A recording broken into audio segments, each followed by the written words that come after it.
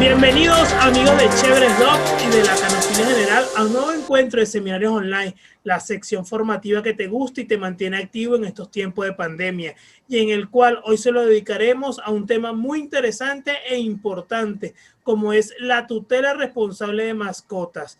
Y para eso haremos conexión hoy con México, para contar con la presencia del amigo Carlos Esquivel, reconocido médico veterinario, que además es especialista en reproducción animal y bienestar animal también. Así que vamos a aprovechar al máximo la presencia del amigo Carlos Esquivel para entrar en este mundo de la tutela responsable de mascotas. Y bueno, desde ya le doy la bienvenida y como siempre estaremos con ustedes, Carlos Trejo y mi persona Nelson Vergara. Así que desde ya te saludo, Carlos.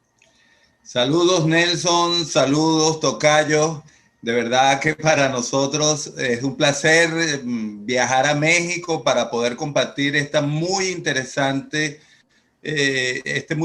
seminario sobre la tutela responsable. Realmente tenemos que tomar conciencia que tener un ejemplar de cualquier raza, tener una mascota en nuestras casas, nos da una responsabilidad por encima de lo que en muchos casos consideramos o creemos.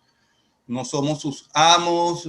Sí es cierto que normalmente compramos un ejemplar en una tienda o un criador, pero hay un código de ética que nosotros debemos mantener y que debemos conservar. ¿Qué más que hablar de este tema que todavía tiene mucha tela que cortar, porque todavía estamos en pañales con respecto a la tutela responsable de ejemplares? No somos, regimos su destino de alguna manera, pero hay algo más allá que hoy justamente vamos a empezar a desvelar. Y es muy importante, y como siempre lo decimos, estos seminarios son el abreboca para una conversación mucho más profunda, mucho más interesante. ¿Y quién más que Carlos Esquivel para dar esa introducción a lo que puede ser luego un tema de conversación muy importante? Como siempre lo decimos, cualquier pregunta que ustedes tengan pueden dejarlas aquí abajo en los comentarios que están haciendo, y que seguramente se la haremos llegar a Carlos para que él de manera responsable nos dé respuestas sobre las preguntas. Y sin más preámbulos, bueno, los micrófonos son tuyos, Carlos. De verdad agradecido por tu presencia y adelante con nuestra charla del día de hoy. Al contrario, gracias, Tocayo, muy amable Nelson, por la deferencia de la invitación. Bienvenidos a Tierra Azteca, aunque sea en forma virtual, el pueblo mexicano a través ahora mía de la voz. Pues saludarlos, queremos mucho a los hermanos venezolanos. Hay una comunidad venezolana muy amplia, muy importante aquí en México país. También en la Ciudad de México, que es donde actualmente yo me encuentro. Y bueno, pues qué gusto de poder platicar con ustedes. Hemos tenido, por supuesto, a través de mi vida académica en la Universidad Nacional Autónoma de México, pues mucho contacto con los colegas médicos veterinarios de aquel país, en el intercambio tanto académico, de formación, de capacitación, de intercambio de conocimiento, y también, por supuesto, con todo el nivel de crianza del perro, del gato, con todo aquello que tiene que ver ahora con tutela responsable, cuando hay personas que a lo mejor pues, no adquieren un animalito de raza o no están dentro de la función zootécnica de la crianza del perro o del gato, sino simplemente llevan un integrante más a sus familias y no tienen esa función zootécnica. Y me parece que, como bien apuntó el tocayo, pues es nuestra responsabilidad ofertar la mejor calidad de vida para estos individuos en un ambiente saludable, que yo creo que eso es un acuerdo internacional en todos nuestros países, en Latinoamérica, pero también en el mundo,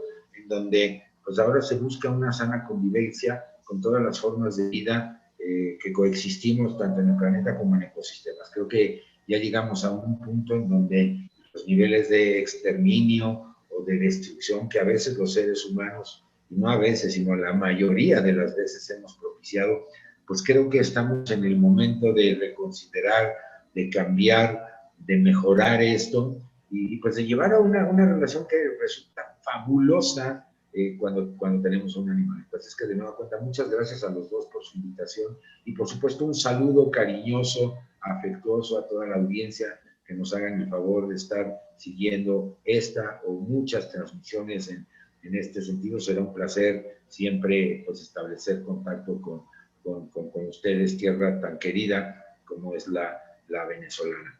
Y bueno, aprovecho también para decirles que reciban el saludo las autoridades mexicanas del gobierno central, que por supuesto están enterados de este seminario, ya que actualmente yo soy el director general de la Agencia de Atención Animal del gobierno capitalino y del Hospital Veterinario Central de la Ciudad de México, que obviamente ha estado cerrado por las cuestiones de la pandemia, pero que esperamos que próximamente podamos retomar ya nuestras labores y que por supuesto ponemos desde ya a la disposición de todos ustedes, ya que pues estaremos teniendo también seminarios y cursos de capacitación ahorita por vía virtual.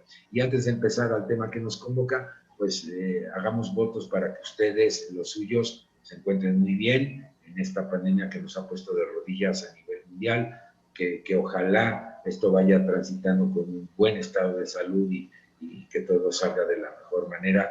Nuestros mejores deseos cariñosos de sus hermanos, el pueblo mexicano, que pues también estamos viviendo condiciones considerablemente críticas con respecto a esta pandemia. Pero bueno, aquí estamos, afortunadamente saludables y con todo el ánimo y el entusiasmo de compartir un poco del conocimiento que a lo largo ya de 36 años hemos generado en la medicina veterinaria y zootecnia de este país y fuera de él. Y hoy vamos a hablar de este tema que se llama tutela responsable, donde comentaba yo con mis dos grandes amigos antes de entrar al aire con ustedes, de que la palabra tutor es ahora un término que se está acuñando en México y en otras partes del mundo, ya que como bien apuntaba el tocayo Trejo, pues nosotros somos los que tomamos las decisiones y establecemos los destinos de un animal, cualquiera que sea su especie, que está bajo nuestro cuidado.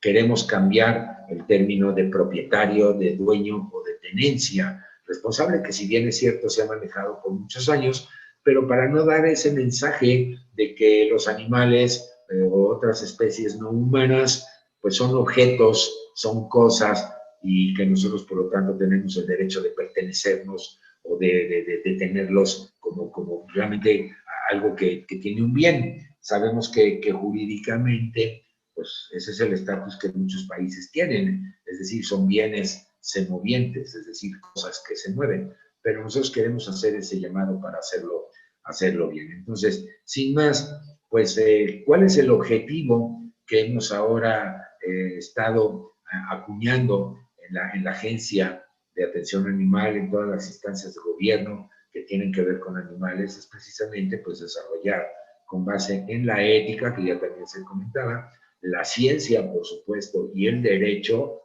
política pública que fomente una cultura de respeto y convivencia adecuada con las diferentes especies animales a través de acciones conjuntas entre gobierno y sociedad en forma coordinada, abierta, incluyente y sobre todo transparente. La ciencia no puede estar alejada de todos estos fenómenos. Entiendo el tema de hablar de animales, el tema de animales es un tema por demás emocionalmente sensible y a veces la emoción se sobrepone a las cuestiones científicas o las cuestiones de percepción se sobreponen a las cuestiones científicas. Y lo que nosotros queremos encontrar es un equilibrio entre lo que es la protección animal, que es parte del bienestar animal. No puede haber un bienestar animal adecuado sin una correcta protección animal. Pero hoy vamos a hacer un recorrido donde a veces estas partes emocionales hacen que perdamos un poquito la ciencia en esto. Nada más les preguntaría a Carlos, a Nelson, si la presentación está corriendo bien, si no tenemos problema ni de audio, video, todo vamos en orden. Todo vamos muy bien, Carlos, adelante.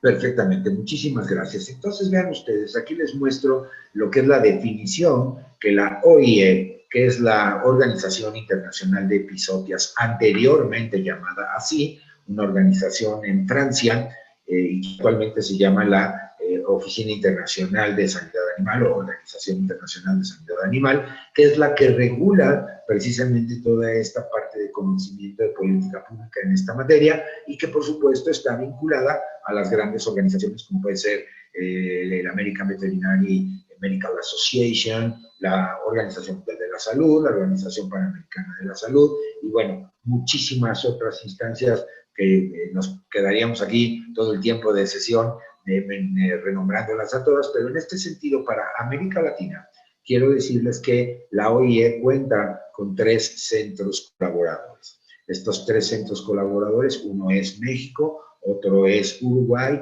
y un tercer país es Chile, que son precisamente o somos los representantes de la OIE para México y latinoamericano, los países latinoamericanos, los hermanos latinoamericanos. Y ellos han definido desde el 2007 que bienestar animal es el estado que un animal en lo relativo a sus intentos por hacer frente a su ambiente incluye el grado de fracaso, como la facilidad o dificultad para afrontar exitosamente los retos ambientales. ¿Qué quiere decir esto en palabras no técnicas? La capacidad que tiene un ser vivo de adaptarse a las condiciones del ambiente, condiciones que por lo general son impuestas o modificadas por nosotros, los tutores, o en sí la especie humana o algunas otras condiciones, de tal suerte que puede haber un bienestar animal que puede estar en un rango positivo o un bienestar animal que puede estar en un rango negativo.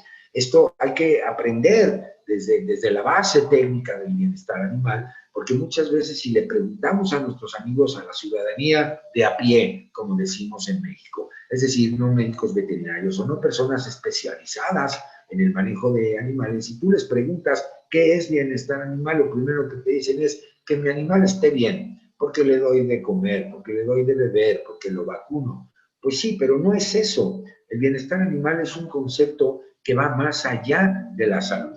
Es un concepto que está basado en estudios de conducta, en estudios de fisiología animal y apegado, por supuesto, al Estado de Derecho. Se refiere al estado biológico del animal y no a algo que se le proporciona. Esto es importantísimo entenderlo. El bienestar animal no es lo que yo le proveo a mi animal, no es una proveeduría, es un estado biológico del propio animal y por lo tanto este estado biológico puede ser medido con base en la ciencia.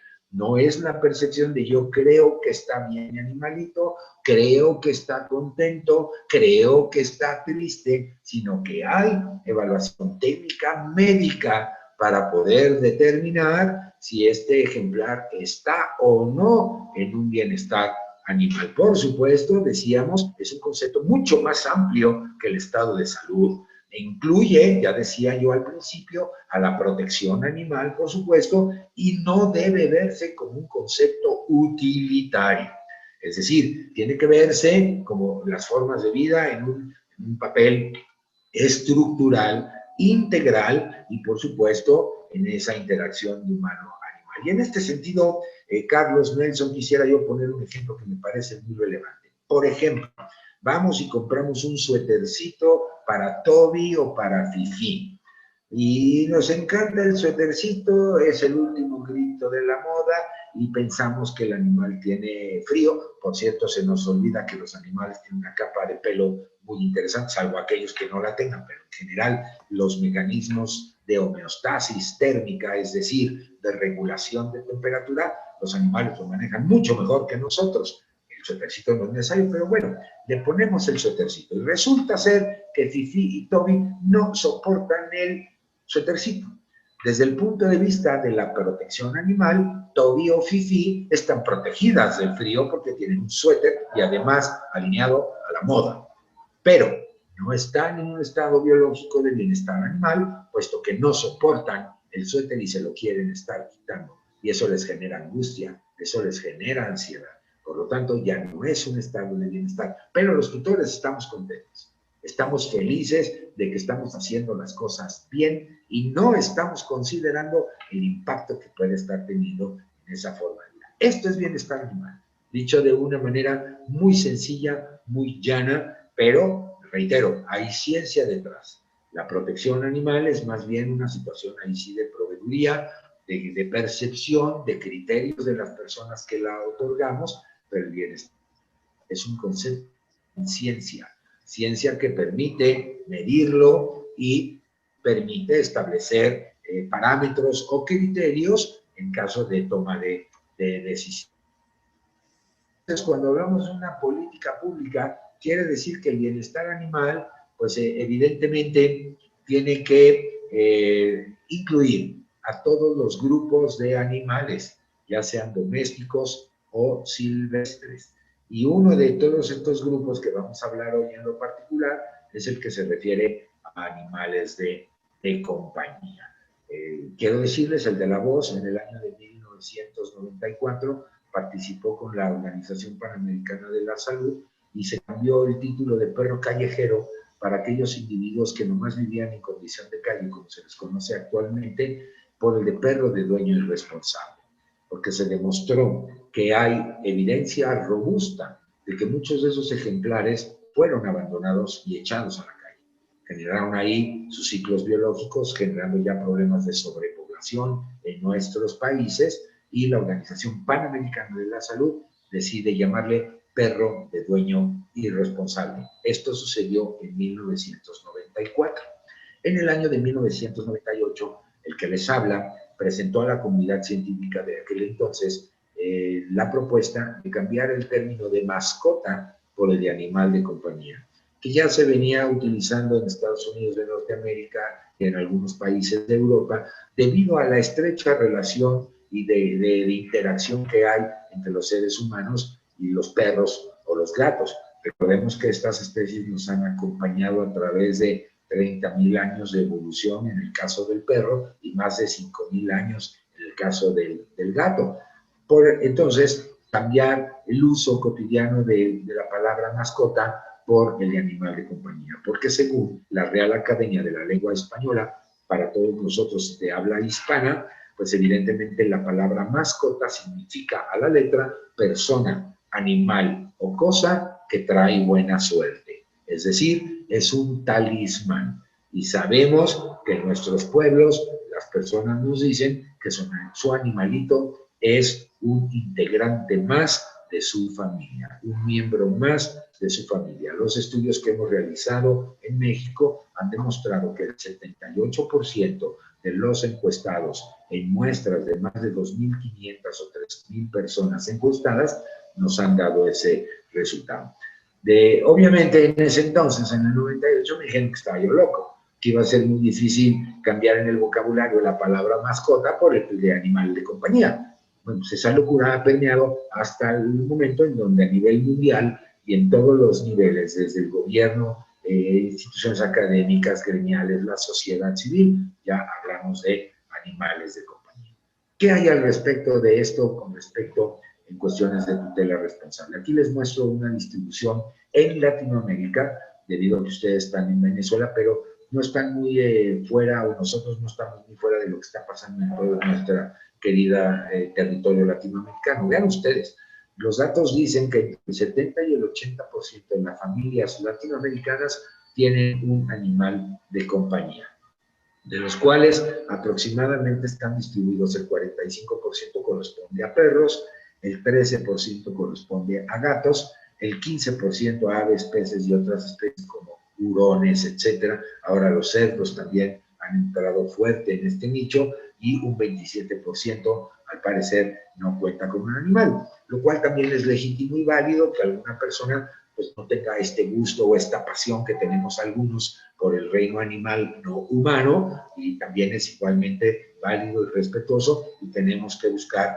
esa sana convivencia en este tipo de situaciones. Nelson, Carlos, indíquenme si quieren ir haciendo alguna pregunta durante la intervención o indíquenme qué mecánica o sigo con el... Fíjate, yo creo que como para hilvanar la presentación que estás haciendo, que además hasta los momentos me parece muy interesante porque me estoy dando cuenta que arrastro una cantidad de cosas que debo tratar de desaprender para realmente tener una relación estable y adecuada con mi animal de compañía.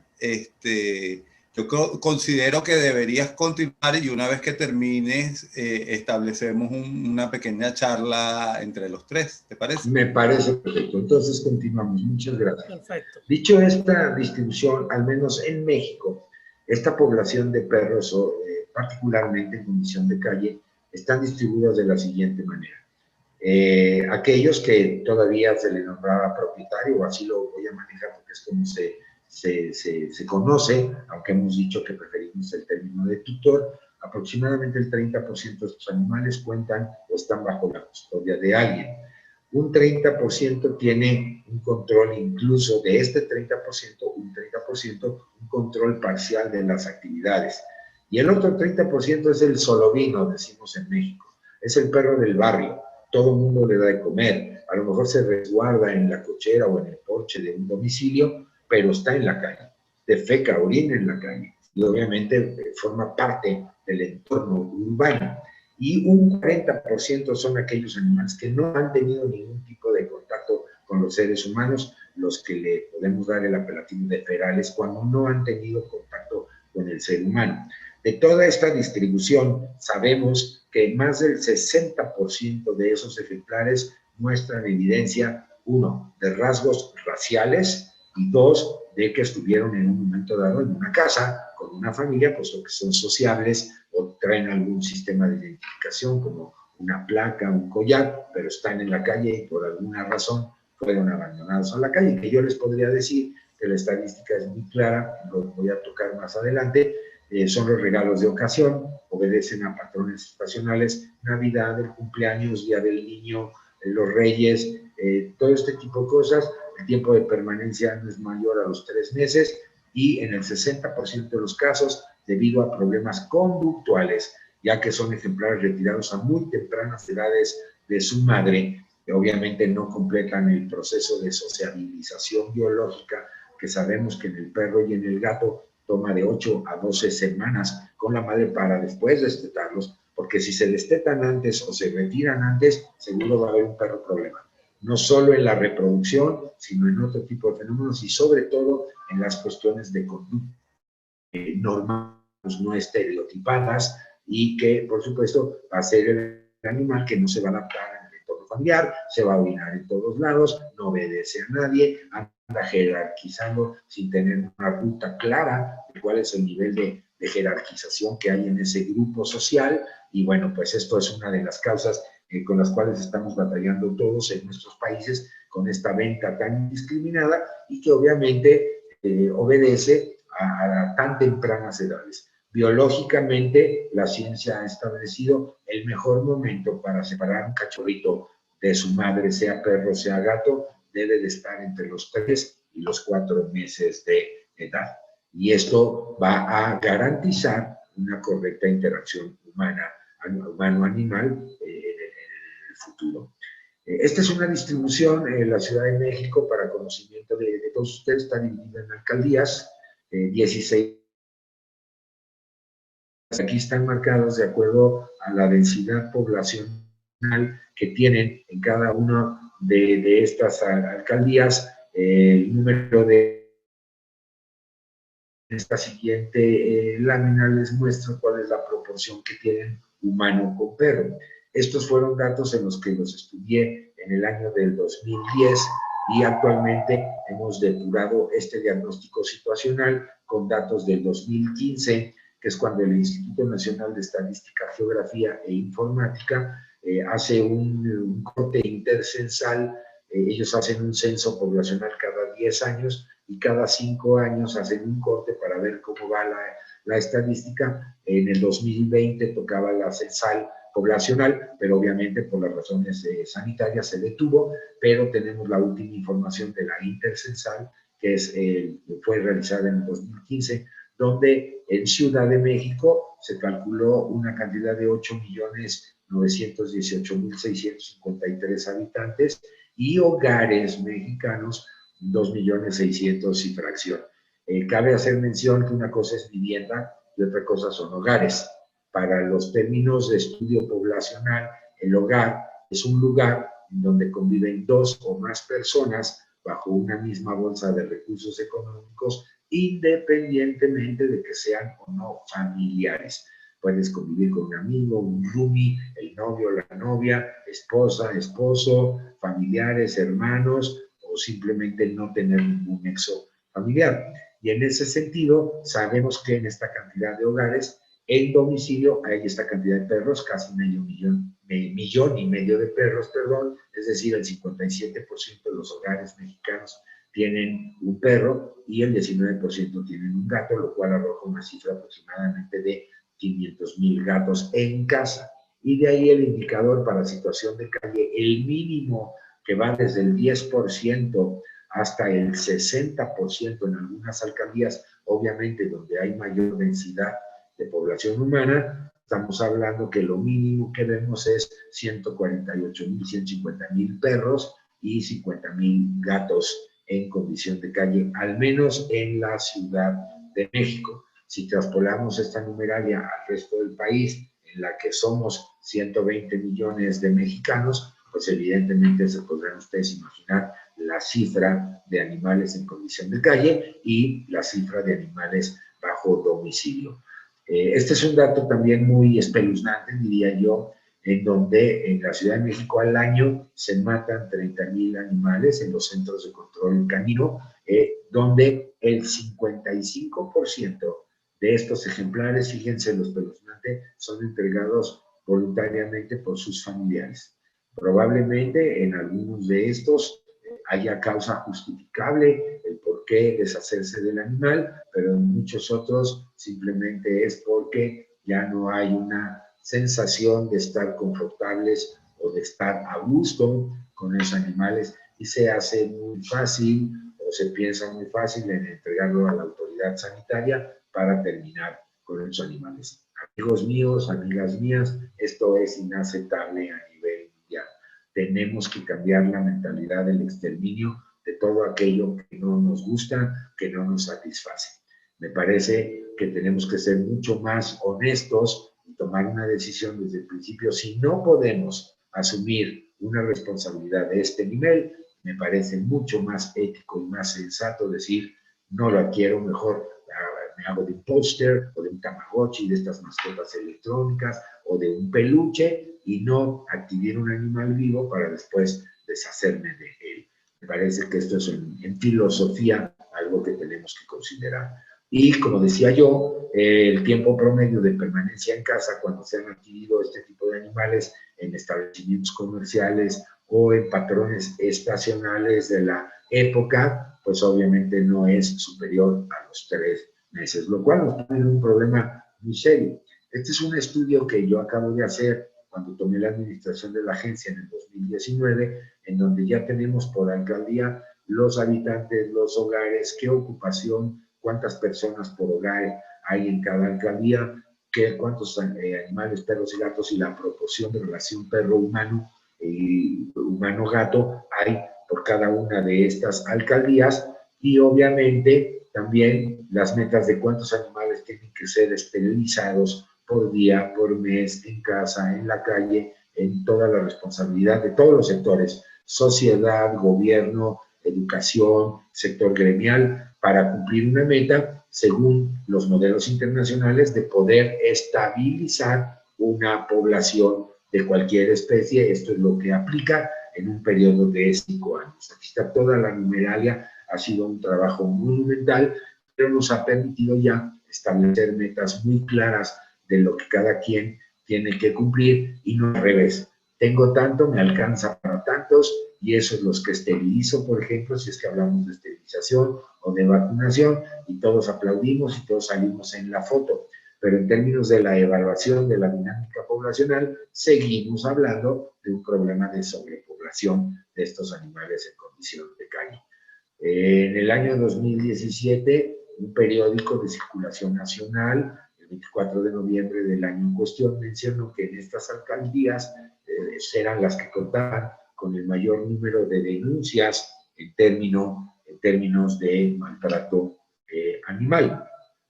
Haciendo un estudio que también conducimos nosotros, nos dimos cuenta que la criminalidad en los humanos tiene mucha relación con el maltrato animal.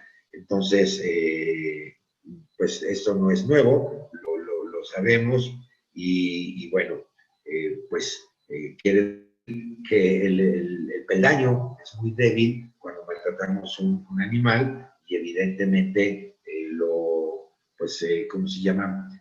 Nos podemos pasar a generar violencia o criminalidad en el caso de los humanos.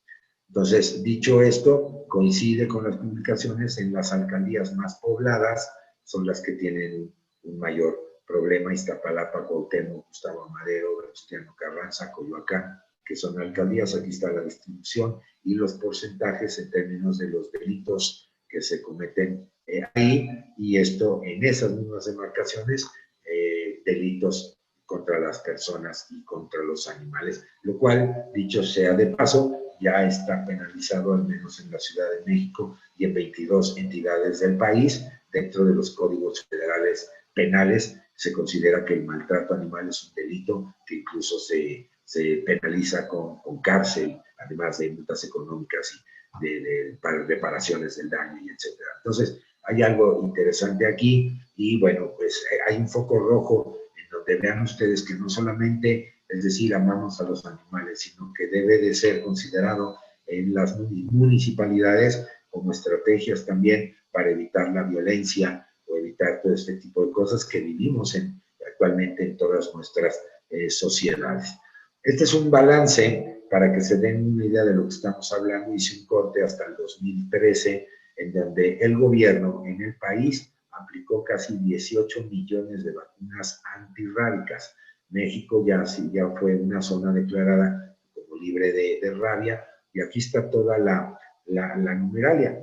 Esto desde 1990 lo pusimos en operación, y puedo decirles con mucho gusto que mis tesis de posgrado fueron utilizadas para establecer las fechas de campañas de vacunación antirrábica, ya que el celo en las perras era un factor de atracción a los machos y por lo tanto de transmisión de la rabia. Entonces, controlando esta población, y ese es uno de los argumentos para realizar esterilización de estos ejemplares, pues evidentemente ha logrado contener y controlar, incluso hasta erradicar los casos de rabia. México tiene 15 años ya sin casos de rabia humana y tampoco canina. Estamos teniendo rabia en otras especies como zorrillos, martas, martuchas, algunos otros animales, pero no en el perro o gato doméstico. Aquí está el balance de todo lo que se ha podido hacer en este sentido, y que va muy de la mano de la tutela responsable. Este dato es muy interesante porque hicimos también un tercer estudio. Pudimos darnos cuenta que un perro defeca, un gato defecan, dependiendo de la talla, promedio 300 gramos al día y orinan medio litro.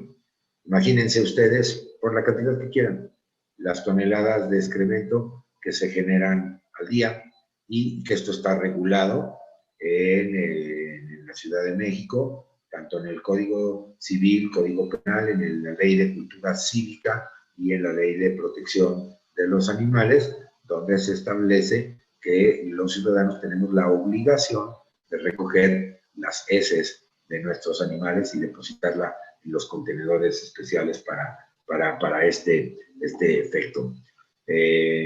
Continuando entonces, pues evidentemente la matanza de animales no ha sido el resultado de control de estas poblaciones, y por eso se piensa ya en otras herramientas como la esterilización, la adopción, la tutela responsable, los 5 dominios de Muller, que van más allá de las 5 libertades que tradicionalmente conocemos. Es decir, ya hay una actualización técnica en este sentido. Termino yo esta primera exposición donde esa falta de tutela y esa exacerbación de lo que decíamos de pues la cuestión pues del amor a los animales nos hace perder de vista a veces algunas cosas. La humanización, ese es uno de los principales factores donde queremos verlos o pretendemos verlos como si fueran humanos, y evidentemente no es así. Entonces, esto hace que se pierda de vista cuáles son las necesidades, los requerimientos propios de la especie, no les generamos bienestar animal. Nosotros nos sentimos confortables al ver un cuadro de novios en los perros, que sabemos a toda lógica que esto no sucede, o productos que se expenden como estas muñecas de plástico, según esto para sacar los deseos sexuales de un macho, o las fiestas de cumpleaños, o considerarlos como si fueran bebés humanos cuando no lo son. Y esto tiene un impacto muy importante en la transgresión de las conductas naturales de los animales, que es uno de los principales de los 5 dominios y de las 5 libertades, donde los queremos convertir propiamente a humanos. Y en este sentido, pues también la cuestión de la salud pública. Voy a mostrar algunas fotos que son importantes, sobre todo cuando perdemos de vista la atención médico-veterinaria, las vacunaciones, las desparasitaciones, o peor aún, que en este sentido de observancia, de humanización, por ejemplo, pensamos que los animales besan en lugar de decir que los animales lamen, y no tomar las medidas sanitarias de lavar las manos, la cara, sobre todo de niños que juegan con los animalitos y que si no están desparasitados correctamente, pues pueden presentar este tipo de problemas como larvae migrans que se pueden alojar tanto en los ojos, en los pies. Estos son estudios que hemos hecho en colaboración del CDC, que tiene su sede en Atlanta. Es el Control Disease Center, muy afamados por los estudios en epidemiología, y podemos ver aquí, estas no son urticarias o alergias que cualquiera de nosotros pensaría en verlo en alguno de nuestros infantes, sino que son los rastros que dejan estos gusanos y que fueron adquiridos porque el perro o el gato les lamió la cara o hubo contacto de salivación de estos ejemplares, y que son conductas naturales y que nosotros no las consideramos también como prevenirlas sanitariamente. Recordemos que nuestros animales tienen por conducta natural el lamerse su esfínter anal, sus genitales, y después vienen y te lamen la cara. Entonces, sin pretensión de satanizar nada, simplemente dejar la recomendación de observar medidas sanitarias cada vez que estemos interactuando con ellos. Aquí hay otros de estas larvas migrans. Esto no es internet, estos son casos reales en donde se presentan. Si nosotros vemos este tipo de lesiones, lo primero que pensaríamos sería, pues, ¿qué comiste? ¿Qué te hizo mal? ¿O qué reacción alérgica tienes? Y no, vean ustedes aquí el espécimen, el parásito que migró desde el intestino, que probablemente entró por la cara, la nariz, la boca, los ojos, la mucosa respiratoria, de ahí al intestino y de ahí al resto del organismo. Entonces, tenemos que tener mucho cuidado en esto, o esto, que también es desastroso y que evidentemente es una enfermedad tropical, la leishmania, que transmitida por el piquete de mosco. Obviamente, pues nadie quisiera ver a uno de nuestros familiares, niño, adulto, mayor o joven, inmerso en esto, simplemente por no haber tenido los cuidados necesarios con nuestros ejemplares. Leptospirosis, donde el vector son los roedores. Estos amigos se orinaron en el alimento, en el agua de nuestros animales, y de ahí contaminaron al paciente humano, porque son enfermedades zoonóticas. Entonces, sí tenemos que ver esto. Nosotros tenemos ya todo el mapeo de cómo se está presentando la cuestión epidemiológica y que deriva de esta interacción humano-animal, y por lo tanto, la justificación no de exterminar, pero sí de controlar y de mejorar la interacción humano-animal a través de una tutela responsable adecuada. Las buenas noticias es que todas estas enfermedades, todas son prevenibles con vacunación.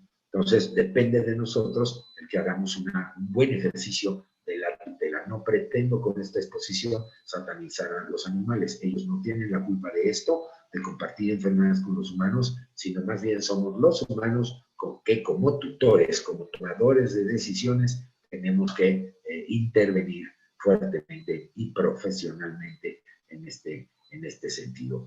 Millones de vacunas y todo el dato que ya les compartí. Bartonella, en el caso de la pulga del gato, ¿no? El Tenocefalides felis, que evidentemente tiene esta bacteria, pica a un humano y produce este tipo de lesiones, que lo que menos pensarían, uno, es que se trata de una enfermedad infecciosa obtenida a través de nuestros animalitos. Entonces, ¿Qué ejes tenemos que ver o que en los que estamos trabajando? Por supuesto, la salud pública como rabia y otras enfermedades que les acabo de mostrar, en términos de seguridad, de que los animales no tienen por qué estar en la calle sin ningún tipo de contención y que en algún encuentro con niños o con personas o con otros animales puede haber este tipo de incidentes, obviamente de contaminación al ambiente en materia fecal, como ya lo estamos platicando. Esta foto sí no es mía, esta es de internet, que le ha dado la vuelta al mundo, y bueno, no se necesita un postdoctorado para entender que esto no va a suceder. Esto lo tenemos que hacer nosotros. Esto se deseca al aire, se convierte en partículas aerosoles que van a la atmósfera y que finalmente todos respiramos. Asimismo, pues animales que empiezan con su conducta natural de depredación y que empiezan a atacar animales de la fauna urbana, como las zarigüeyas, ardillas, conejos y otro tipo de ejemplares que conviven con nosotros dentro del ecosistema, incluyendo en las grandes ciudades. En Ciudad de México, todas estas especies que les acabo de mencionar, lo vemos en la plena capital, y obviamente jaurías de perros se han dado a la tarea de estarlas depredando si es que no están cercanos a un asentamiento humano que les provea de alimentación. Por supuesto, accidentes automovilísticos por evitar atropellar un animalito, etcétera, que esto pasa también con frecuencia, y la acumulación o la colección de animales con la creencia de que lo estoy haciendo bien, que mi parte humana me ayuda a hacer algo bien por los animales, y luego las condiciones en las que los tenemos no son adecuadas porque carecemos de toda una parte de planeación operativa o de técnicas o de apoyos para poder tener esto acompañado de programas de adopción, etcétera, esterilización. Sería muy romántico pensar que podemos encontrar hogares para toda la cantidad de ejemplares. Esto no va a pasar. Dos, no todos los ejemplares serán capaces, después de ser sometidos a análisis de riesgo, a los protocolos Hafer o de etología clínica para ver las conductas, que pudieran adaptarse a un nuevo entorno familiar. Entonces, todo esto tiene que ser analizado con muchísima responsabilidad para evitar precisamente los problemas que estamos teniendo. Y por supuesto, el sufrimiento animal. Este es uno de los pastores alemanes más ganadores, al menos en México. Presenta el tratamiento del collar porque sus tutores lo olvidaron, y es el más ganador en exposiciones de todos los tiempos, y presenta la lesión como cualquier animal que ni siquiera sea de raza. Quiere decir, amigos, amigas mías, que esto no va en función del poder económico. Esto va en función de términos de sensibilidad, de información, de educación y de hacer las cosas como se debe, o decir, no, yo no puedo, y no favorecer un problema simplemente por ese deseo o ese ímpetu caprichoso de poseer un animal que puede generarnos una mayor cantidad de problemas. Y por supuesto la cultura, la educación. Nos dicen los datos, se esterilizan 20 hembras por cada 2 o 3 machos. ¿Por qué? Por cultura y educación. Creemos que el macho pierde virilidad o masculinidad, o nos vemos reflejados en los machos por el hecho de que le quiten los testículos. Esto es completamente falso. El animal no tiene por qué cambiar su temperamento. En otras especies sí pasa. El caballo, por ejemplo, o el toro, al momento de ser castrados, evidentemente cambian su conducta. El mismo gato o incluso el cerdo, que al castrarle se le quita ese aroma desagradable a la carne del cerdo, pero básicamente es por una situación de machismo. Hay poca información en nuestros pueblos. Se piensa en métodos invasivos. Actualmente se pueden hacer esterilizaciones por vía laparoscópica, procesos de mínima invasión que tienen el mismo impacto que una cirugía tradicional, o bien los efectos colaterales de campañas. Aquí tengo yo toda una recuperación en lo particular de lo que es precisamente la cultura, faltas de ortografía. Queda prohibido, el letrero de arriba dice, queda prohibido dejar basura en este terreno, es decir, más bien se dice dejar basura en este terreno. Obviamente verifique que esté correcto su contenido antes de abrir el sobre. Se vende hielo bien frío, pues sí. Y todo esto que nos puede resultar muy chusco y que ha sido una pues consecuencia de nuestra cultura. Bueno, pintamos casas a domicilio, pues sí, no creo que nadie lleve su casa a que se la pinten en algún sitio. Vendo conejos de carne, entendemos lo que razas productoras de carne, pero no son de plástico, abrido, ¿no? Exclusivo, discapacitados de a pie, paletería de paletas. Para nosotros la paleta es el helado cream que se puede comer. O sea, esto habla de que, repito, a lo mejor nos puede dar risa, puede ser chusco para una presentación, pero que sí nos está enseñando cómo está el nivel educativo a todos los niveles, empezando desde los niños hasta el nivel universitario o posgrado incluso, donde tengo la oportunidad de impartir cátedra en algunas universidades de este país. Y evidentemente, bueno, pues aquí hay ejemplos de todo tipo. Se venden cachorros Beagles, ¿no? Un creador profesional de Beagle estaría retorciéndose al ver esto. Un mes de nacidos, lo que hablábamos de la socialización a buen precio, vacuna la people. Yo creo que esta persona quiso decir Poppy, la quíntuple que conocemos en el sector veterinario o en el sector de la crianza formal del perro, o bien este tipo de cosas en los países. México tiene toda una variedad de razas maravillosas. El French Poodle le llaman Poodle, ¿no? Y no es French Poodle, esa raza ni siquiera existe, es Poodle. El Bull Terrier, lo estoy escribiendo tal cual se considera en la ciudadanía en México. Xoloescuincle, en lugar de decir Xoloescuincle. Obviamente el Rottweiler, en lugar de decir Rottweiler, esta raza maravillosa. México es especialista en encontrar todas estas derivaciones de razas.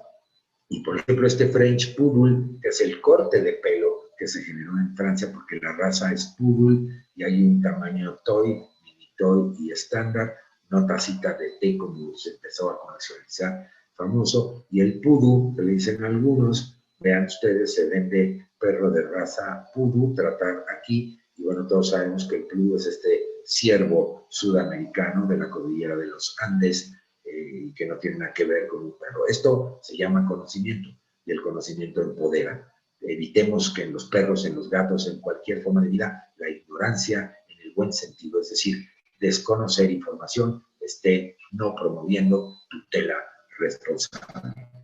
Se vende pollos vivos y matados.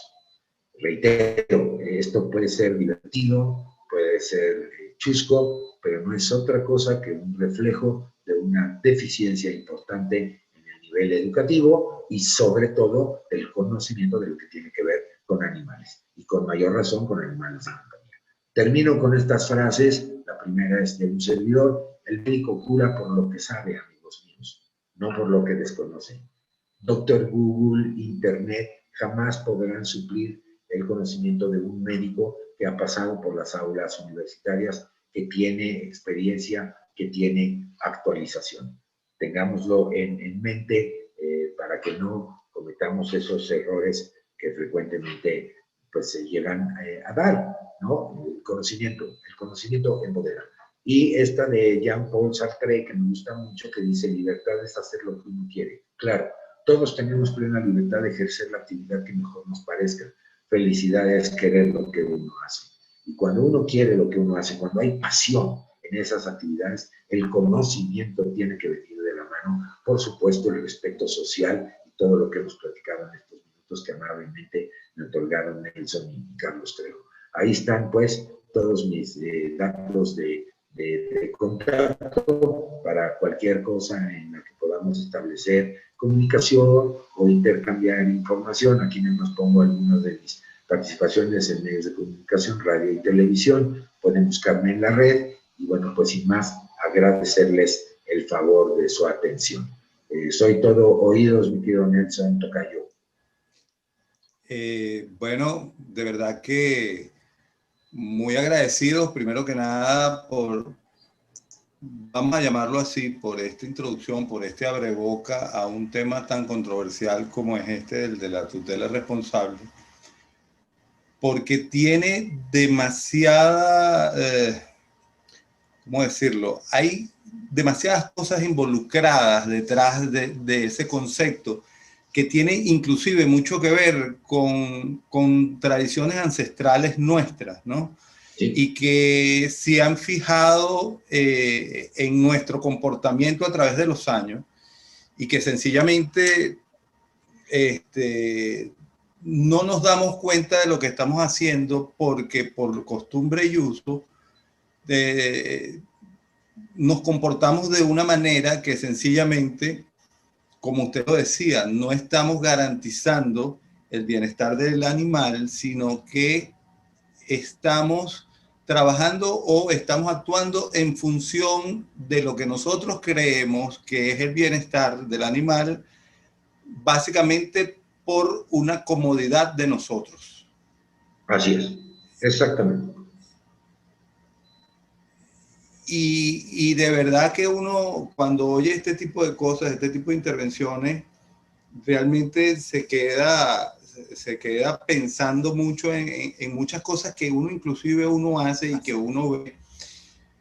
Cuando usted hablaba, perdón, cuando tú hablabas de, exacto, cuando tú hablabas del tema de la ropita para los perros, yo me acuerdo que hace muchos años llegó un perrito a la casa, llegó una señora con un perrito a la casa que le habían hecho un trajecito y el perrito se rascaba y entonces la señora lo que nos decía era que si teníamos algo para las pulgas o para las garrapatas, porque ella pensaba que su perrito tenía eso, ¿no?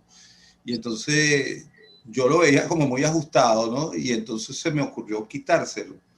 Y yo le dije, bueno, pero vamos a verlo, vamos a revisarlo, a ver si tiene algo y le damos un baño aquí. Yo tengo aquí productos para combatir la infestación por piojos, por pulgas o por garrapatas. Y cuando le quitamos el trajecito, yo le pregunto a la señora, ¿de cuándo usted no le quita ese trajecito? No, ese es su traje desde hace mucho tiempo. Claro, hace mucho tiempo el perrito le quedaba bien, ya ahora le quedaba ya más ajustado. Y sencillamente tenía en la piel, la tela había hecho que tenía como unos eczemas, tenía como unas irritaciones en la piel, producto del mismo traje porque la señora decía que se veía muy bonito con el traje.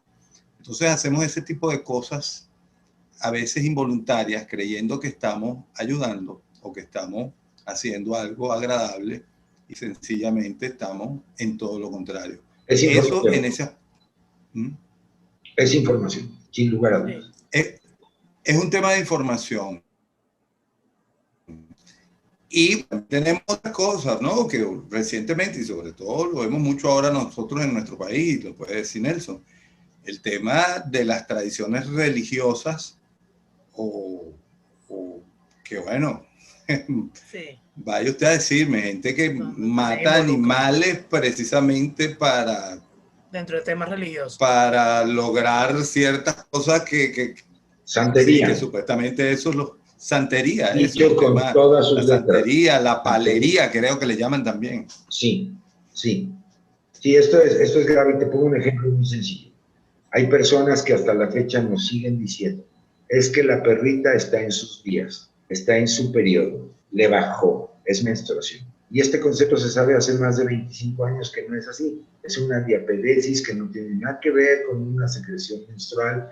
Y peor aún, las personas que se dedican a la crianza, y seguramente ustedes están actualizados, pero hay personas que te dicen, hombre, cuando deja de sangrar la perrita ese es el mejor momento, o en el día 9, 11º y 13º. Y esto tiene hace más de 25 años que salió de la circulación mundial. Entonces, las perras no son mujeres. Yo les cuento una anécdota. Una vez en el consultorio me llegó una amiga mía que me dice, híjole, es que fíjate que Jessica, además se llamaba la perra, ya es toda una mujer porque ya le vino su primer periodo. Entonces le dije, híjole, si ya es toda una mujer, pues ojalá no se acueste con tu marido, porque entonces sí sería una perra. Y esta anécdota es para hacer las diferencias. Somos especies diferentes, sí, con biología diferente, y que no podemos verlas a todas las especies como si fueran humanos, por lo que es lo que nos hace sentir confortable, o es el poco o mucho conocimiento que tenemos de nosotros. No pasa así en animales. Por ponerte una lista interminable de cosas. Sí, eso particularmente es muy visto y también tenemos, en sentido contrario, también vemos los excesos de personas que entonces humanizan a los ejemplares como si fuera un ser humano, y yo le digo, no, mira, es un perro, es un gato, o sea, hay que tratarlo, tratar de buscar la forma de interactuar con él, entendiendo sus capacidades y sus posibilidades, y uno tratar de mantener esa relación bajo ese esquema, pero no pensar que estás tratando con un humano, por muy miembro de la familia que sea. Claro, y eso no quiere decir, Tocayo o Nelson, que no se les respete, no se les ame, se les adore, se les idolatre. Y esa parte del respeto es precisamente conocer cuáles son las características de la especie que convive con nosotros. Es decir, como decía yo, los animales no besan, los animales lamen. Entonces, ya de ahí le estamos poniendo un criterio humano, que a lo mejor ha sido cotidiano, ha sido rutinario, pero eso, al final del día, trastoca el bienestar animal. Por ejemplo, quiero esterilizar al perro para que no se orine en todos lados. Bueno, no. O sea, sí es cierto que la conducta se modifica por eso, pero la esterilización es para un control natal. Si usted, amigo mío o amiga mía, no puede de que el perro se orine en todos lados, con todo respeto le digo, no tenga perro. Tiene o que por adaptarse. temperamento, Carlos. O sea, además, tiene que adaptarse a esas conductas. Y si no lo soporta, el olor o todo eso, no lo tenga. Es más grave el tratar de andar haciendo ese tipo de cosas. Entonces, a veces se sobrevende la técnica, ¿no? Siempre me dicen, no, es que yo voy a esterilizar a mi macho porque ya no le va a dar cáncer en los testículos. Amigo, amiga, pues si le estás quitando los testículos de un perro, pues, a menos que tenga testículos en otro lado y le dé cáncer en otro lado. Eso es sentido común. Y créanme, amigos míos, estamos perdiendo el sentido común a veces por esa cuestión de amor desbordado, lo cual no es malo, pero cuando ya trastoca el bienestar de un animal, pues sí, cuidado, porque la ignorancia, el amor también mata. Y eso hay que tenerlo bien presente, independientemente del animal que tengas, independientemente de la función zootécnica que tenga. Eso hay que tenerlo bien en mente. Sí, en realidad, y fíjate, tú introdujiste un tema hoy que además, bueno, lo introdujiste hace muchos años, ¿no? Ya En tiene 1900, un buen tiempito. en 1998, ¿no? Que es el término ese animal de con. Yo empecé en el 86, yo me gradué en el 86. O sea, más Claro, imagínate. sí, pero entonces, justamente nombraste que en 1998 acuñaste el tema de animal de compañía. Y en otro conversatorio que tuvimos, en otro seminario, estábamos hablando justamente de eso, ¿no? Yo decía, a veces con preocupación de no estar diciendo las palabras correctas, yo le decía, bueno, pero ¿cuál La terminología. perro, cuál perro no es de compañía? Claro. O sea, claro. Porque desde que uno ve las primeras imágenes del perro en la historia de la humanidad, está al lado del hombre, le hace compañía. Sí, claro. Que hay diferentes tipos de compañeros, definitivamente. Y eso es otra cosa. Las clasificaciones internacionales del American Kennel Club o de la Federación Sinológica Internacional, bueno, tienen un grupo que le llaman compañía de juguete, dependiendo de la raza, pero lo has dicho perfectamente bien. En términos generales, cualquier perro, cualquier gato es de compañía, independientemente de la clasificación taxonómica que le den, que además ustedes versados en la camilla deben saberlo. Esto empezó con el famoso corte de cola, ¿sabes? En Roma les cortaban la cola a los perros porque creían que ese era el tratamiento ideal contra la rabia. Y después en Inglaterra se cortaba la cola para el pago de impuestos. De tal suerte que entonces pasaba el recaudador y le veía la cola al perro. Si el perro tenía la cola cortada, esa familia estaba pagando impuestos. Y de ahí el doctor Kinney es el primero que saca una clasificación de razas con o sin cola. Actualmente se ha demostrado que el corte de cola no tiene ninguna razón de ser, al contrario, tiene daños biológicos importantes porque le rompes el sistema de comunicación de un perro. de comunicación del centro de gravedad, de locomoción, pero nosotros nos sentimos bien por estética. En las exposiciones de belleza, no quisiera ver un juzgador, un juez, viendo un Doberman con cola o con orejas largas.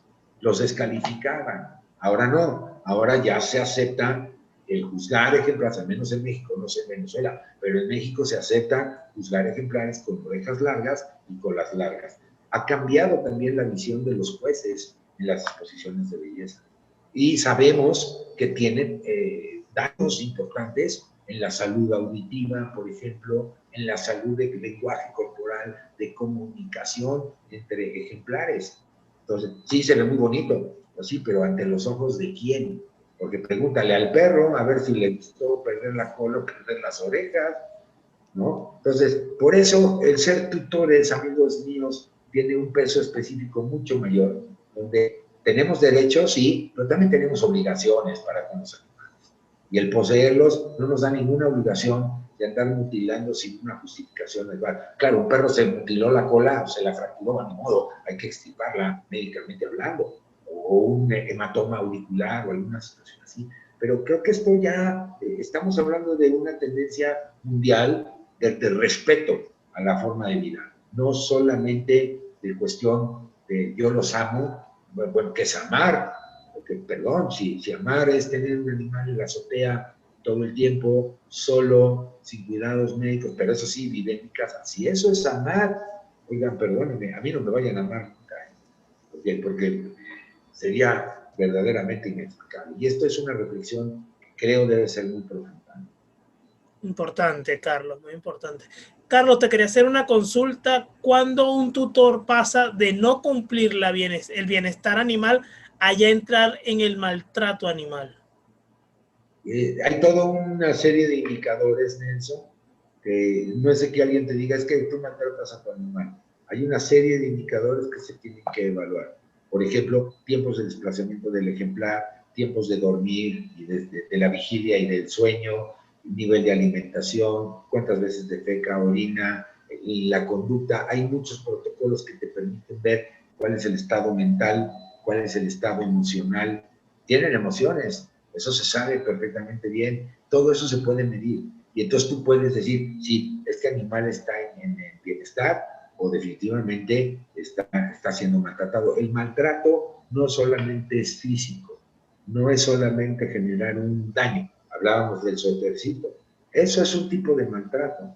El dar el alimento no adecuado de acuerdo a los requerimientos nutricionales del animal. Por ejemplo, no es nada más llegar y abrir el bolso del concentrado, usted le dice concentrado, nosotros le llamamos croquetas, la bolsa de concentrado y soltarla al plato, ¿no? ¿Cuántas kilocalorías debe de comer ese ejemplar al día? Porque si no, entonces le estás provocando obesidad también. Es decir, fíjate cómo ha cambiado todo esto que a lo mejor lo hacíamos como rutina. Para que un tutor pase a un maltratador, se tiene que evidenciar. Y para eso hay instrumentos a disposición internacional que permiten ver si este personaje está cayendo en una situación de maltrato o no. Y no todo tampoco es tan grave, a veces la omisión se da por ignorancia, ¿no? Por ejemplo, ¿cuál es el espacio que debe de tener un perro para que esté en bienestar? La regla internacional te dice, lo que mide el ejemplar de la punta de la nariz a la punta de la cola, al doble expresado en metros cuadrados. Ese es el espacio que debe de tener. Pues un inspector puede llegar con su reglita y ver si es el animal que está en un espacio donde apenas cabe, pues evidentemente no está en un espacio adecuado, pero es medible, no es de percepción. Oye, yo creo que esa camita ya le quedó chiquita, o también ya le quedó muy grande, donde el animal ni se puede subir, está más alta, por ejemplo, ¿sí? O el plato del agua, evidentemente está tan chaparrito que es un tiradero de agua, eso favorece infecciones. Entonces, ya hay otro tipo de cosas. El alimento permanece almacenado todo el tiempo del día en el plato, pues ese alimento ya se arranció seguramente, más si le dio el sol y luego el animal se lo come, pues a lo mejor va a tener diarrea. Pero evidentemente luego, en lugar de llevarlo a un médico veterinario, le vas a automedicar todos los tratamientos que te dijo la comadre, la tía, la abuelita, o los que tú hayas aprendido a lo largo de tu vida y que no necesariamente sean los mejores para el animal, ¿no? Y de estos hay ejemplos muy chidos. Te pongo uno muy sencillo, el más frecuente, el naproxeno, ¿no? el Flanax, que es el medicamento de más venta a nivel mundial, este antiinflamatorio maravilloso para los seres humanos. En los perros produce úlceras y perforaciones gastrointestinales. Pero resulta ser que en tu casa todos tenemos materialmente una botica ahí, una farmacia, y tienes Flanax y se lo das al perro, pues porque a ti te lo recetó tu médico, te lo recetó el pediatra, incluso se lo das al perro. Y al rato el perro tiene una perforación en el colon o una perforación gástrica, ¿me explico? Eso también es maltrato. Y en Ciudad de México, eso está penado. O sea, si tú demuestras que medicaste a un animal y le produjiste un daño médico y no eres médico veterinario, uy, te vas a hacer acreedor a una sanción importante, porque estás poniendo en riesgo una vida, que como la hiciste en el perro, igual y la puedes hacer en un niño o en un humano, porque todos nos sentimos médicos y todos prescribimos a diestra y siniestra por lo que leímos en internet o por lo que hemos aprendido en la experiencia. Pero para eso hay algo, un título profesional que se llama ser un médico veterinario o un médico para humanos. Esta reflexión a lo mejor es muy idealista, amigos míos, y a lo mejor rompe mucho el esquema de la realidad. Cualquiera de nuestros amigos de la audiencia podría decir, ay, no, este cuate está loco, ¿cómo crees? Yo lo he hecho miles de veces con mis perros y nunca les ha pasado nada, está tarado. Si yo crecí entre animales, viví entre animales. No, bueno, algún día te pasará. Y el día que te pase, vas a recordar esta charla. Porque esto no es un criterio personal, esto está documentado, está probado por la ciencia médica, ¿no? Entonces, pero lo que dijo Carlos es muy cierto. Romper el paradigma con las cuestiones culturales de usos y costumbres es lo más complicado en el mundo, no solo en nuestros países. Pues ojalá y estos esfuerzos de seminarios, de charlar, de platicar, pues nos hagan pensar, nos hagan reflexionar un poquito de qué es lo que estamos haciendo con nosotros mismos y con nuestros animales. De verdad que muy interesante, ¿no? Y como dices, este es un tema que da para muchísima conversación y tiene demasiadas aristas, ¿no? Porque desde por donde tú lo veas, desde el punto de vista legal, desde el punto de vista social, desde el punto de vista científico, tienes un punto para analizarlo y discusión, y vas a tener detractores con argumentos que consideran que son sólidos, y vas a tener personas que están del lado tuyo a favor de lo que tú planteas, también con argumentos sólidos. Pero como siempre, y como lo decimos Nelson y yo en todos estos seminarios, hemos dejado, o tenemos aquí, hemos puesto en el tapete una conversación que siempre hay que darla, hay que revisarla, sobre todo porque nosotros venimos de un medio que es básicamente muy relacionado con las exposiciones caninas. Y las exposiciones caninas están llenas de supuestos, de tradiciones, de cosas. Y también porque una de las cosas que yo defiendo es que a veces el medio de las exposiciones caninas es muy atacado. Sin embargo, también rescato la gran pasión y el gran amor que cada propietario, valga,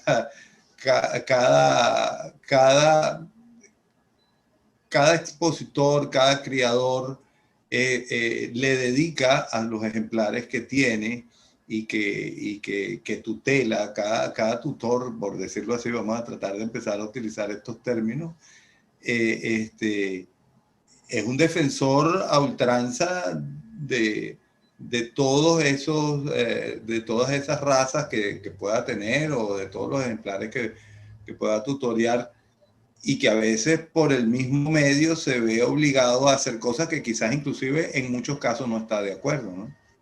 Sí, yo creo que aquí nadie tenemos la verdad absoluta. Por supuesto, yo siempre soy plural, soy incluyente, escucho todas las voces, y los temas que expongo los dejo para la reflexión y la conclusión de cada quien. No estoy diciendo si esto es bueno o esto es malo, o tú lo haces bien o tú lo haces mal. No, simplemente compartir lo que hay y que cada quien genere sus propias conclusiones. Por supuesto, el medio de la canofilia es un medio que también tiene pasión, y tampoco lo podemos echar por tierra, porque hay creadores que lo hacen muy bien. Y la perpetuidad de una raza también es válida. También sabemos que está el otro lado de la moneda, una crianza no tan adecuada. Lo hay, pero en todas las disciplinas pasa, no solamente en la crianza del perro. La crianza del perro se ha satanizado, porque desafortunadamente los creadores fueron desplazados por lo que yo le llamo los perros. Es decir, es gente que dice, yo tengo la parejita que parece de una raza, la vendo en lugares como un tianguis o un mercado mucho más barato y evidentemente tienen un punch comercial mucho mayor que el creador que invirtió en los puntos al campeonato mexicano, al sacar los títulos de campeón, al tener un plan de crianza, a buscar el protocolo, el prototipo de perro más apegado al estándar de su raza. Yo les doy el dato duro. En México, ese mercado profesional de crianza del perro no rebasa el 4% de toda la venta de perros. Pues, ¿qué es lo que ha pasado? Obviamente, por el otro lado, el sector de la protección animal se les fue encima, porque evidentemente las condiciones de esa venta son verdaderamente infrahumanas. Tenemos que reconocerlo. O sea, tú te paras en un tianguis donde hay una corraleta con 10, 15 cachorros, todos en un estado deplorable, bajos de peso, con diarrea de un mes de edad. Perdón, no creo que haya alguien sensato que diga que eso está bien, ¿no? Yo no voy en contra de la actividad comercial de las personas que vendan animales, voy en contra de que lo hagan mal. Correcto. Van a vender animales, van a criar animales, háganlo con conciencia, háganlo con conocimiento, háganlo bien y finalmente es el producto que están vendiendo. Yo no voy a vender pasteles o voy a vender sándwiches si mis sándwiches llevan productos podridos o de mala calidad. Voy a esmerar para que lo que estoy vendiendo sea de lo mejor para mis clientes. Digo, no se necesita ser especialista en mercadotecnia para entender eso, pero se ha encontrado un nicho de mercado que sí favorece eso. O sea, animales que vienen de crianza dudosa, en establecimientos comerciales no legales, atractivos al bolsillo de la ciudadanía, atractivos, un cachorrito te lo comes, o sea, es una chulada de un mes de edad, todos son hermosos, los únicos feos somos nosotros cuando nacemos, ¿no? Ese nicho de mercado lo han encontrado y vale la pena regularlo, ¿no? Como otras aristas que mencionabas, la santería y muchas otras cosas a costas de los animales. Entonces, yo creo que toda esta información tiene que ser en equilibrio, ¿no? Ni en una parte emocional no ortodoxa y meramente, exclusivamente la técnica.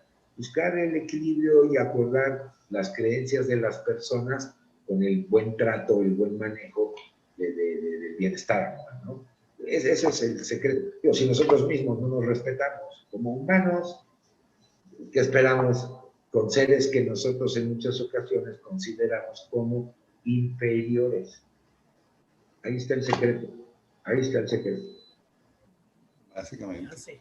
Sí, es muy, muy complicado porque, como lo planteabas tú, o sea, todo el mundo cree o considera tener su verdad, pues, o sea, tiene su verdad y en esa cree y esa es la que profesa y dice, bueno, pero es que... Y la defiende.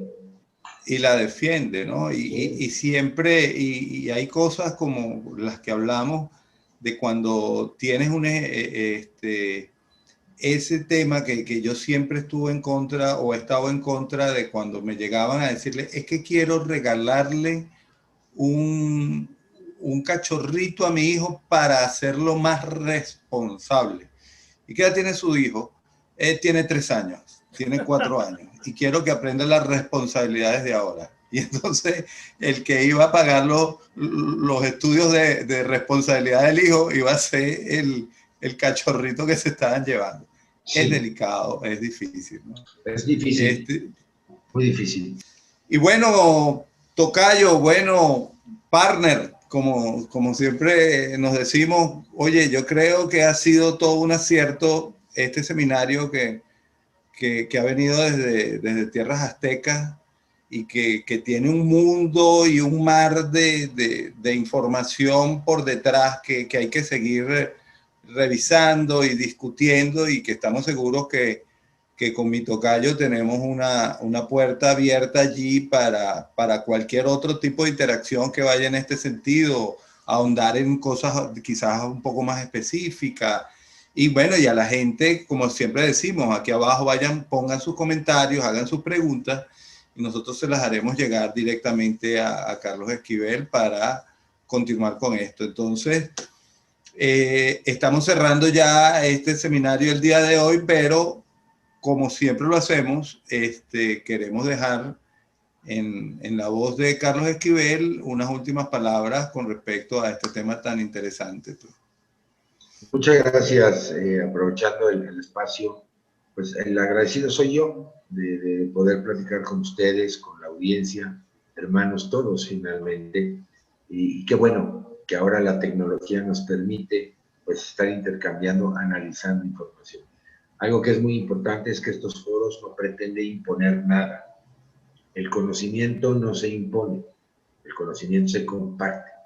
Cada quien desde su trinchera verá de qué manera lo utiliza, lo aplica, etc. Nadie, absolutamente nadie, tenemos la verdad absoluta. Seguramente habrá argumentación, habrá justificaciones, pero lo que sí podemos hacer es aprender, mejorar y, sobre todo, tener esa interacción maravillosa con cualquier forma de vida. Al final del día, ese es el objetivo. El know-how, como se dice, el cómo, es lo que dependerá de cada uno de nosotros, pero sí me parece que ya como especie tenemos que cambiar un poco, cuidar más el planeta, cuidar todo lo que en él cohabita, nosotros mismos, y me parece que al final del día esto puede ser muy provechoso. Agradecerles a ustedes, por supuesto, la invitación, y claro, estaremos siempre abiertos y dispuestos a colaborar con ustedes, con su audiencia, y de estar en este análisis nutrido, ¿no? Nos une el mismo idioma, creo, nos une la pasión por los animales, nos une la amistad entre pueblos. ¿Qué más queremos? Y además tenemos la ventaja de usar la tecnología para hacerlo, pues vamos a aprovecharlo. Muchas gracias. Hay una frase que me gusta mucho también del maestro Reyes Heroles, un filósofo mexicano, que decía, educar a un hombre cuesta mucho, eso nos queda claro a todos, pero no educarlo cuesta más. Y a veces vemos que muchos de nuestros grandes problemas es precisamente porque nos falta aprenderle un poquito más a la lectura. Y ¿saben qué? Mi consejo, seamos un poco más juiciosos en el sentido de la información que recibimos, ver la veracidad, el sustento que puede tener, seamos más de pensamiento crítico. A todos nos encanta ver en redes sociales y lo primero que hacemos es ponerle like, y a veces no nos damos cuenta si realmente lo que estamos pues agradeciendo o que nos gusta, pues realmente qué tan veraz es o qué tan aplicable es. Seamos simplemente un poquito más críticos en eso, y estoy seguro que el resultado va a ser muy provechoso para todos. Estos temas dan para mucho. Hoy fue así una embarradita de lo que podemos estar platicando, y que ojalá esta no sea la última vez que nos podamos volver a saludar, ¿no? No, claro que no. Seguro que vamos a tener otros encuentros porque es un tema, como tú lo dices, muy apasionante y del cual tenemos mucho que hablar, Carlos. Carlos, disculpa que te quite un minuto más de tu tiempo, pero creo que con este tema de la pandemia, la situación mundial que tenemos, no podemos dejar escaparte para que nos deje aquellas recomendaciones precisamente del bienestar y tutela responsable con respecto al COVID. Correcto. Es importante decir lo siguiente. Vamos desde la naturaleza de un virus, cualquiera que sea, COVID o SARS-CoV-2, que es la denominación correcta. COVID-19 es el nombre de la pandemia. El virus es una derivación del virus del SARS, que se generó en el 2000 en dromedarios y camellos en Arabia Saudita en el 2012, y en pangolines en China también en el 2000.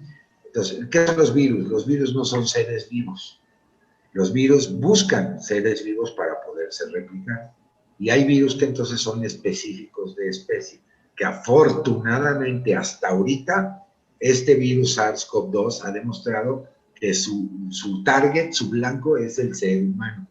Sin embargo, la ciencia médica, desde que apareció esto, y esto fue un artículo muy importante que publicó la revista Science, de altísimo impacto a nivel mundial, inoculó artificialmente partículas de este virus a perros, a gatos, a hurones, para ver si existe la posibilidad de que este virus sea capaz de replicarse en otras especies vivas, no solamente humanos. Y lo que demostró este estudio es que este virus puede replicarse en otras especies vivas, donde los gatos, al parecer, son de los más sensibles.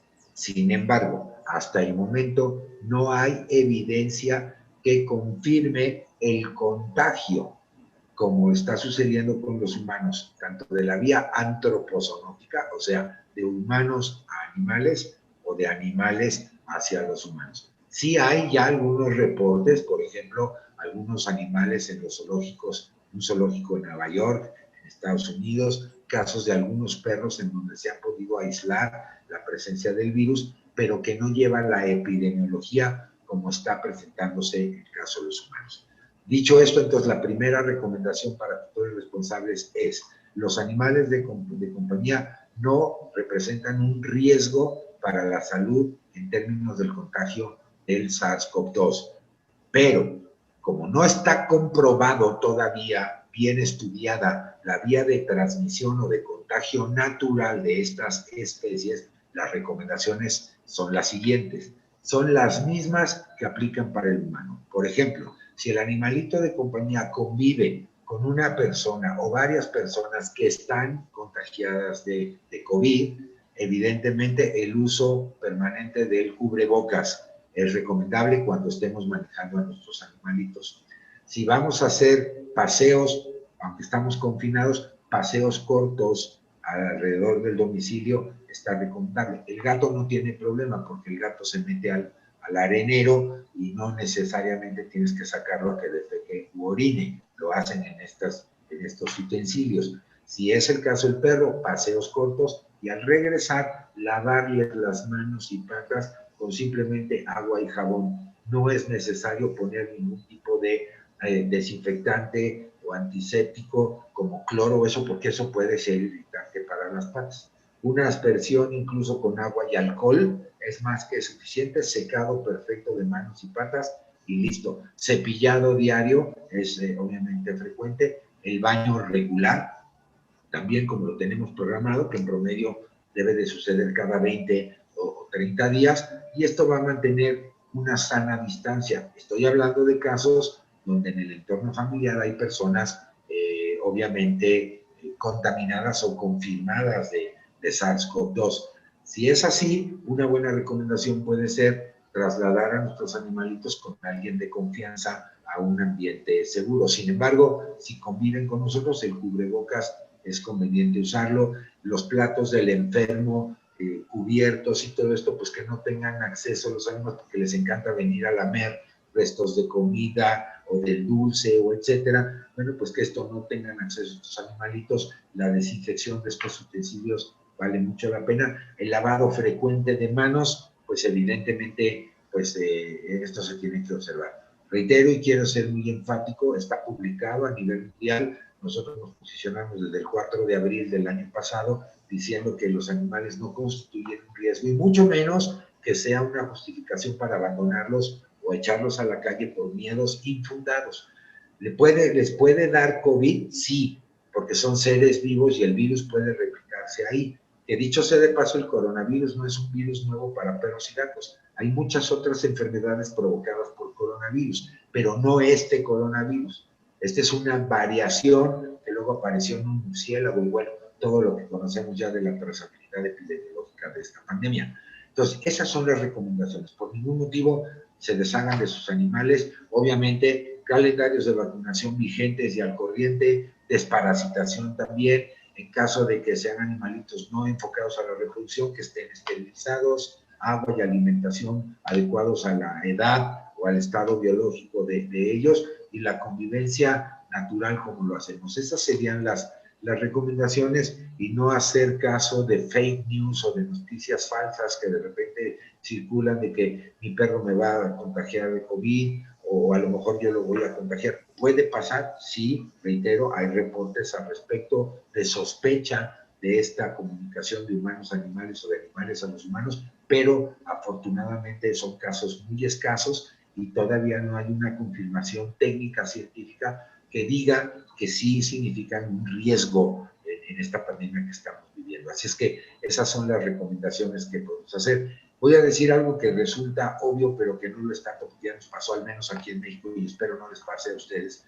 Cuando decimos el uso frecuente de la mascarilla o del cubrebocas, esto es para los humanos, porque ya tuvimos casos que se los pusieron al perro o se lo pusieron al gato, se lo terminaron tragando y luego estaban en una mesa de cirugía sacándole los cubrebocas o los guantes o los gogles o etcétera, ¿no? Entonces, tenerlo, por eso decían, a veces no resulta tan obvio, pero el cubrebocas para nosotros, la sana distancia para nosotros, ellos afortunadamente, porque si no, imagínense qué niveles de pandemia tendríamos con la cantidad de animales que conviven con nosotros, perros y gatos, evidentemente estaría peor de como la tenemos ahora. Entonces, esas serían las recomendaciones generales. Muchísimas gracias, Carlos. En verdad te quitamos un minuto más, pero Bueno, definitivamente era un tema que teníamos que tocar para dejar este tema tan importante de la pandemia con los animales de compañía. Por cierto, Carlos, nos vemos entonces la próxima semana por este mismo canal y a la misma hora en otro capítulo de Seminarios Online. Recuerden, si les gustó este contenido, no olviden darle like y comentarlo para saber sus opiniones. Y suscríbanse a nuestro canal de YouTube y no olviden darle a la campanita, la famosa campanita, para que sean notificados cada vez que montamos un nuevo encuentro de Seminarios Online o Chéveres Dogs. y Asimismo, acuérdense de algo. Usar cuenta. esto, los lentes, caretas, lavarse las manos, no nos cuesta nada. Es un acto de responsabilidad para con nosotros y con los demás. Ahorita que yo ya voy a salir de esta transmisión, te vas a desplazar, seamos responsables. La pandemia se ha descontrolado porque nosotros hemos sido también causantes de este tipo de cosas. Que este foro sirva también para generar ese sentido de responsabilidad, no solo con animales, sino también con los humanos. Un placer. Así es, Carlos. Hasta Muchísimas gracias. Asimismo, Gracias. les recuerdo, en nuestro grupo de Facebook, en nuestro canal de YouTube, podrán encontrar todos los contenidos que hemos realizado durante este tiempo. Así que desde ya, la semana que viene, misma hora, mismo canal, es la cita. Hasta luego. Nos vemos. Hasta luego, Tocayo. Nos vemos. Tocayo, un placer. Gracias, Carlos. 1.000.000. A ti, gracias.